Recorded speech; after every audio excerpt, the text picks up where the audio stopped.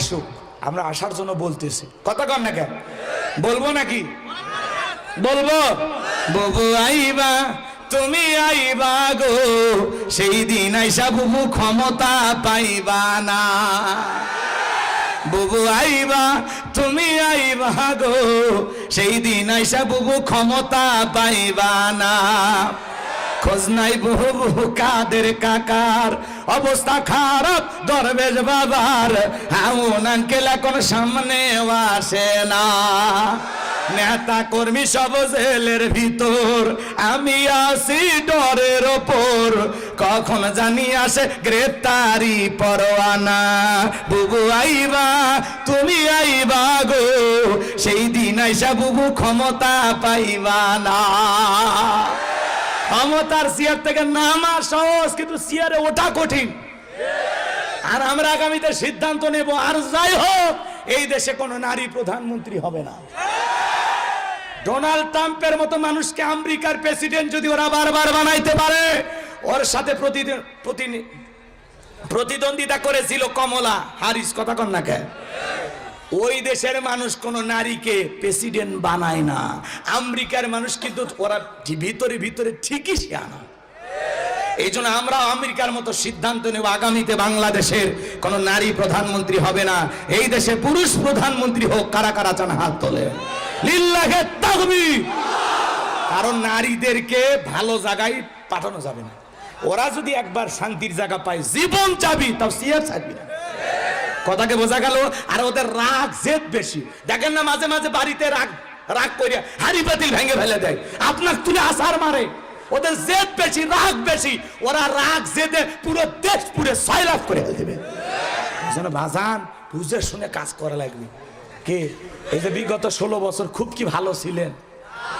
ভালো ছিলাম, বলতে পারিনি। খালি হক কথা বলার কারণে আমাকে 9 ঘন্টা ঘরের মধ্যে আটকে রাখে। কই আপনি এই ওয়াজ কিসব করলেন যে জালেমদের একদিন পতন হবেই হবেই ইনশাআল্লাহ। জালেম বলতে কে বুঝি না আমরা? কি একটা কাহিনী চিন্তা করে। এই হলো আমাদের সমাজের অবস্থা। মানে ওয়াজ করলে ওরা বুঝে ফেলে দিত যে হুজুর এটা আমাদেরকে ঝাড়তেছে। কথা কন না কে বাজান? রাগ করবেন না, মন খারাপ করবেন না, সামনের দিকে যাই, অনেক কথা বাকি আছে। রাগ করতেছেন বুঝি? আমার ভাইয়েরা, এইবার খাজনা পরিশোধ হয়ে গেল, ওই দেশের মন্ত্রী মারা গেল, নির্বাচন শুরু হয়ে গেল। আগে তো জনগণের মন কাইরা নিয়েছে, এইবার সবাই মিলে এক চান্সে ভোট দিয়া ওই গোরস্থানের দারোয়ানকে মিশরের মন্ত্রী বানায় দিল। আল্লাহর খেলা বোঝা বড় দায়। বার্ধক্য জনিত কারণে মিশরের বাদশা মারা গেল। এইবার ফিরাউন সমস্ত নেতা আর জনগণকে ডেকে বলে, শোনেন, আপনারাই বলেন এই দেশের বাদশা হবে কে? বাদশা ছাড়া একটা দেশ চলতে পারে না। জনগণ ডেকে বলে, আপনার সাথে ভালো মানুষ আর কেউ হতে পারে না, আপনি আমাদের বাদশা হয়ে যান, আমাদের কারো কোনো আপত্তি নাই। এইবার জনগণের সমর্থন পায়া বিনা ভোটে মিশরের বাদশা হয়ে গেল। মন্ত্রীরাকে বলে, আপনাকে বাদশা মানতে আমাদের কোনো আপত্তি নাই। এইবার বাজান গো আমার, জনগণ আর নেতাদের সমর্থন পাইয়া মিশরে যখন বাদশা হয়ে গেল, হামানকে ডেকে বলে, হামান এই দিগায়, আজ থেকে তুই হবি আমার মন্ত্রী আর আমি হব বাদশা, দুইজন মিলে দেশ পরিচালনা করব। হামানের মাথায় কোনো চুল ছিল না, সাদে মাল নাই, বাম্পার লোড, পুরো মাথা ছিল ভারতের দমদম এয়ারপোর্ট। এ বাজান গো আমার, এইবার ফিরাউন ক্ষমতার চেয়ারে বসার পরে রাতের বেলায় ঘুমাইতে চলে গেছে। রাতের বেলায় চোখে আর ঘুম আসে না, উল্টা পাল্টা স্বপ্ন দেখে ঘুম আর আসে না। এইভাবে 2-3 রাত চলে যায়। ফেরাউনের চোখে ঘুম নাই, ক্ষমতা পাইছে ঠিকই, চোখে কি নাই? ঘুম দেওয়া কার দেয়া নিয়ামত? রিক্সাওয়ালা, ভ্যানালা, আহারে সারাদিন মাঠে ঘাটে কত পরিশ্রম করে, আলু ভর্তা ভাত খায়া বউ কলত নিয়ে ঘুম পারে। কথা কন ঠিক কিনা?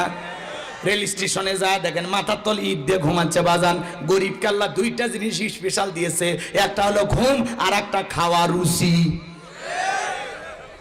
আর ধনী মানুষ 4টে ঘুমের ট্যাবলেট খায়, তারপরে চোখে ঘুম আসে না। রাত 2টার দিকে সিসি ক্যামেরার দিকে তাকায়, কেউ ঢুকছে নাকি মারার জন্য। কারণ আর বিল্ডিং এর ইট পাথর রড সিমেন্ট যা আছে সব জুলুম করে। আর ইটের এদিক খেয়াল করেন, আর ইট বালু রড সিমেন্ট টাইস, এখান থেকে জনগণের রক্তের গন্ধ পাওয়া যায়। এমনি সিসি ক্যামেরা লাগে দৌড়ে দেখে। বুঝতেছেন না ভাই? কি দোয়া করব? খারাপ লাগে? তাকবীর দেন, লিল্লাহি তাকবীর। প্রত্যেকটা কথার শেষে বলবেন ঠিক আছে না নাই, বলবেন তো, পারবেন তো বাজান গো আমার। তাহলে গভীর মনোযোগ দিয়ে শোনেন। তাহলে গরিবকে আল্লাহ তাআলা কি দিছে? ঘুম দিছে। যেটি সত্যি সেটি ঘুম। সারাদিন না জমির সার ছিটে খালি কোনো মতে না বটের গাছের ছায়া আছে, চাচা উঠে এসে খালি হেলান দিয়েছে, বাপরে বাপ চাচি না ডাক দিলে চাচার বাড়িতে আসে না। কি ঘুম, টেনশন নাই, যে কারো দুর্নীতি করেনি তো, সৎ মানুষ যে কথা কয় না। বড় লোক সামনে তেহেরি নিহেরি বিরিয়ানি, গোস, খাসি, পোলাও, ফল ফুট কত কি বলতেছে, স্যার খান স্যার খাসি চর্বি